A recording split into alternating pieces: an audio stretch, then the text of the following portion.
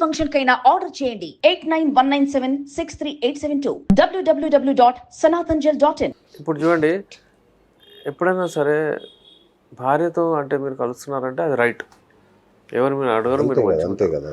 ఇప్పుడు కొంతమంది ఏం చేస్తారు, పోయి వాళ్ళ ఎవరైనా ఉంటారు లవర్ ఎవరితో కలుస్తారు, ఎవరు చూస్తారు ఏమో ఆ భయం ఉంటుంది. ఆ భయంలో పర్ఫామ్ చేసేటప్పుడు అప్పుడప్పుడు పడిపోతుంది, ఇక భయపడతారు, అయ్యో నేను చేయలేకపోయాను. ఆమె కూడా ఇమ్యాచ్యూర్ ఉంటుంది, అవును ఏం చేయలేకపోయినా ఏమో అట్లా. కొంతమంది ఒక పేషెంట్ వచ్చి, సార్ నేను అంటే పెళ్ళికి ఫిక్స్ అవుతుంది, నేను ఆంటీ దగ్గర వెళ్ళాను సార్, వెళ్తే ఆమె చెప్పింది నువ్వు ట్రీట్మెంట్ చేయించుకో, అంత లేదు అని చెప్పిందంట.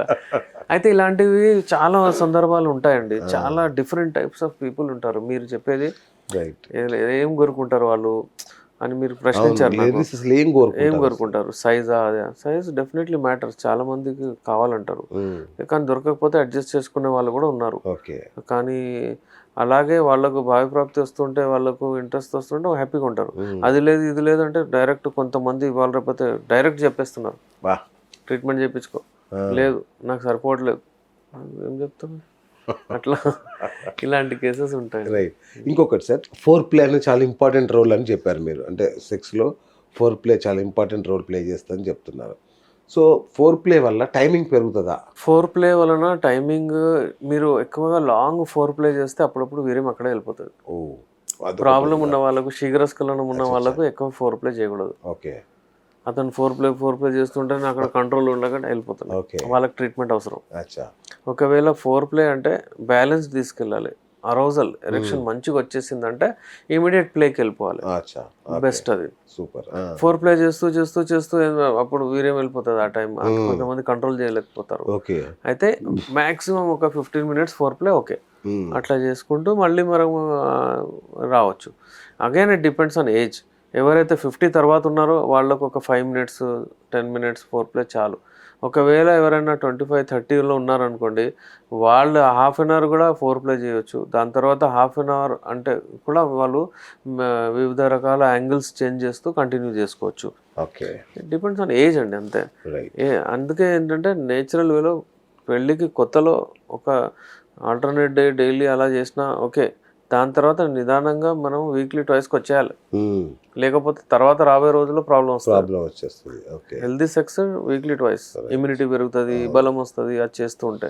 ఎక్సర్సైజ్ కూడా బాడీలకి మంచి 100% ఎక్సర్సైజ్ చేయాలండి, మన దగ్గర చేయరు కానీ అది అలవాటు, అది మస్ట్. సెక్స్ చేస్తే అన్నది ఒక ఎక్సర్సైజ్ లాగా అవుతుంది, యోగా లాగా అవుద్ది. బెస్ట్ సెక్స్ అయితే అంటే ఎక్సర్సైజ్, బెస్ట్ ఎక్సర్సైజ్ అది, అందులో అది ఇది అంతా అవుతుంది. ఎగ్జాక్ట్లీ. కానీ మీరు నడవాలి, వాక్ చేయాలి కదా, అక్కడ పోయి మీకు అదేంటంటే మీకు ఒక కాంపిటీషన్, అది ఆ కాంపిటీషన్ లో మీరు పోవాలంటే ఇక్కడ ప్రిపేర్ అవ్వాలి కదా. క్రికెట్ ఆడుతున్నారంటే మీకు తెలుసా, డబ్బులు ఇచ్చి అది ఇచ్చి క్రికెట్ ప్లేయర్స్ కి స్విమ్మింగ్ చేపించి అదంతా చేపిస్తారు. ఎందుకు చేపిస్తున్నారు? ఆడ అట్లా పర్ఫామ్ అవ్వాలని. మీరు అక్కడ పోయి ఆడ పర్ఫార్మెన్స్ మీది, మీరు సాటిస్ఫాక్షన్ లెవెల్ ఇవ్వాలి. మీరు అంగం పైన అంగం వేసి కొట్టి స్ట్రోక్స్ అటు జరగడం ఇటు జరగడం, ఎంత యాక్టివిటీ ఉంటుంది, మళ్ళీ అన్ని హార్మోన్స్ రిలీజ్ అయ్యి అంత అవుతుంది. మీరు అక్కడ ప్రిపేర్ అవ్వకపోతే ఎట్లా? కరెక్ట్. ఈజీ తీసుకుంటారు. ప్రిపరేషన్ అవ్వాలి. ప్రిపరేషన్ అంటే డైట్ మంచిగా తీసుకొని వాకింగ్ అయినా పెట్టండి, బ్రిస్క్ వాక్ మీ అలవాట్లో పెట్టండి, అంతే, ఇంకేం లేదు. ఏజ్ ఉన్న వాళ్ళు జిమ్ పోతే చాలా మంచిది, జిమ్ లేదంటే ఓకే రన్నింగ్ పెట్టండి, వాకింగ్ పెట్టండి, అంతే. చేసిన వాళ్ళకు మంచిగా వచ్చేస్తుంది. Right sir. సెక్స్కి ఏజ్ ఉంటుందా? అంటే నాకు 50 ఏళ్ళు వచ్చాయి, 40 ఏళ్ళు వచ్చాయి, ఇక చాలే. ఇంకా చాలామంది లేడీస్ అయితే డిస్కరేజ్ చేస్తుంటారు, ఏంటి 50 ఏళ్ళు వచ్చాయి ఇంకేం చేస్తావు, వదిలే, పిల్లలు పెద్దగా అయ్యారు ఇట్లా అని చెప్పి వాళ్ళు డిస్కరేజ్ చేస్తుంటారు. అసలు ఎన్నేళ్ళ వరకు సెక్స్ చేయొచ్చు? 75-80 ఎప్పటి వరకు బ్రతికుంటే, ఎప్పటి వరకు ఫిజికల్లీ ఫిట్ ఉంటే చేయొచ్చు. నా దగ్గర చాలా మంది పేషెంట్స్ వస్తారు, వాళ్ళు చేస్తారు, నాకు కోరికలు ఉన్నాయి సార్, ఇప్పుడు నేను ఫ్రీ అయిపోయాను, నాకు డబ్బులు కూడా ఉన్నాయి, నాకు కావాలంటాడు. 75 years నా దగ్గర తీసుకెళ్తారు మెడిసిన్స్, మనకి ఆర్గానిక్ కాబట్టి చాలా బాగుంటాయి. సిడ్లినఫిల్ అది ఇది వాడితే అప్పుడు వాళ్ళకు హార్ట్ ప్రాబ్లమ్స్ అవన్నీ వచ్చే ఛాన్సెస్ ఉంటాయి. మన దగ్గర అలా కాదు.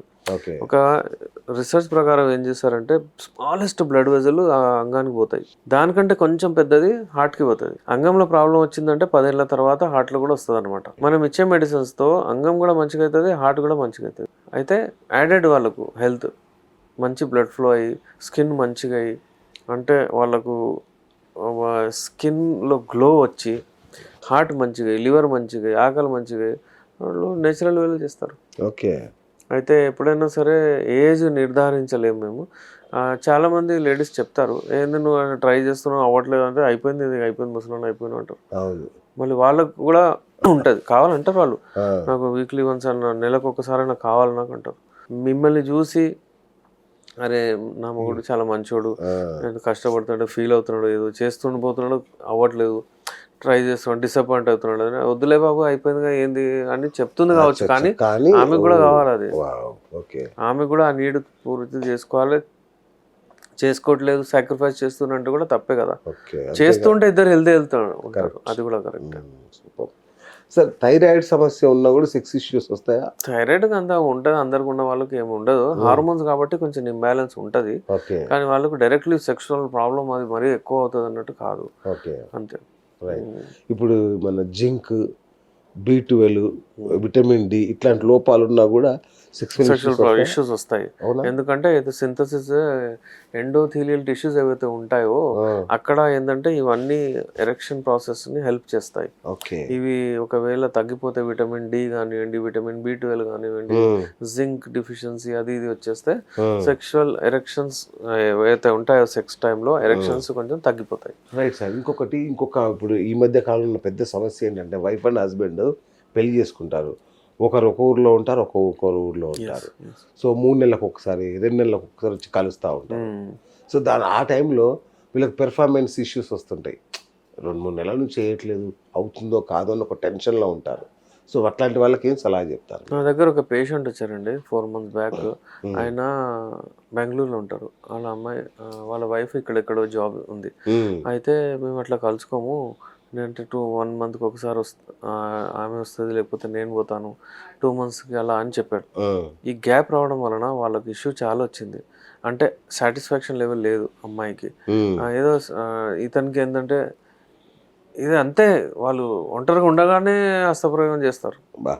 అది చేసి తను ఇంట్రెస్ట్ ఎందులో వస్తుంది, నాకు నేచురల్ వేలో పోవాలంటే భయం అవుతుంది అంటున్నాడు. కరెక్ట్. అయితే అది చెప్పడం జరిగింది. అంటే ఆయన కౌన్సిలింగ్ ఇవ్వడం జరిగింది వాళ్ళకు. చెప్పి యూజువల్లీ ఏంటంటే ఈ ప్రాబ్లం సాల్వబుల్. ఎందుకంటే అతిగా సెక్స్ చేయడం కూడా ప్రాబ్లమే, సెక్స్ వదిలేయడం కూడా ప్రాబ్లమే. Of course. ఇప్పుడు మన విదేశాల్లోకి వెళ్తారు మన తెలుగు రాష్ట్రాల్లో చాలా మంది, కువైత్, UAE, దుబాయ్, అటు ఇటు అక్కడ జాబ్ చేస్తుంటారు. అక్కడ పార్ట్నర్ లేదు, రాత్రి అంటుంటారు, ఒంటరిగా ఉంటారు, పని చేసి అలసిపోయి వస్తారు, సెక్స్ లేకపోతే ఎలా ప్రాబ్లం ఉంటుంది. అయితే సెక్స్ టైం టు టైం అవుతేనే మంచిది, అది హక్కు కూడా. ఇప్పుడు జైల్లో ఉంటారు, జైల్లో ఏంటంటే ఒకటి వాళ్ళకు ప్రిజన్లో వాళ్ళకు సెంటెన్స్ ఇచ్చేస్తారు లైఫ్ టైం అనుకోండి. అయితే వాళ్ళకు పేరోల్లో పంపిస్తారు బయట 2 weeks పోయి రామని. ఎందుకు? సెక్స్లో కలిసి రమ్మని. ఓకే. అయితే అది సెక్స్ అంత ఇంపార్టెంట్ ఉంటుంది, ఆ సెక్స్లో కలవాలని వాళ్ళకి పంపిస్తుంటారు. అయితే ఇవన్నీ ఏంటంటే నేచురల్ ప్రాసెస్కి ఎప్పుడైనా మనం ఒత్తేస్తే, దబాయించేస్తే వేరే ఏదైనా పెద్ద ప్రాబ్లమ్స్ వెళ్తాయి.